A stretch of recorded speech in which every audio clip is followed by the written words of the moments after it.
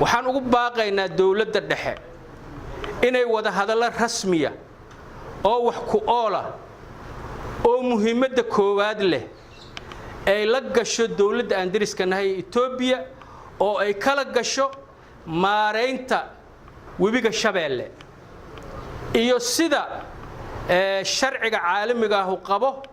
in dawladda Soomaaliya iyo beeraleyda Soomaaliyeed ay ka helaan qaybta ay xaq ugu leeyihiin biyaha Shabeelle arintaas maamulada webigu maro Hirshabeelle iyo Koonfur Galbeed aaday runtii arintaas u khusaysaa bariisamaadkii waxaad xasuusataan bariiska waxa laga beeri jiray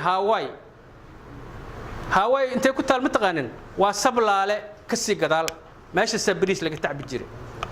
haddana waxaan cabsi ka qabnaa bariiska laga beero jowhar deerta inuusan biyo ku filan inuusan helin arintaas ayadaahu horumarka ayay khusaysaa amnigay khusaysaa noloshay khusaysaa haddana Hirshabeelle nolosha shacabka wax uga muhiimsan maareynta webiga Shabeelle ma jirto waxaan rajaynaynaa dawladdeenu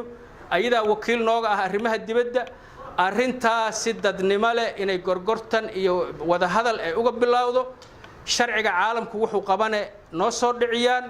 annaguna wixii farsamo oo aan ku kaabi karno waa ku kaabaynaa halkani waa Hirshabeelle TV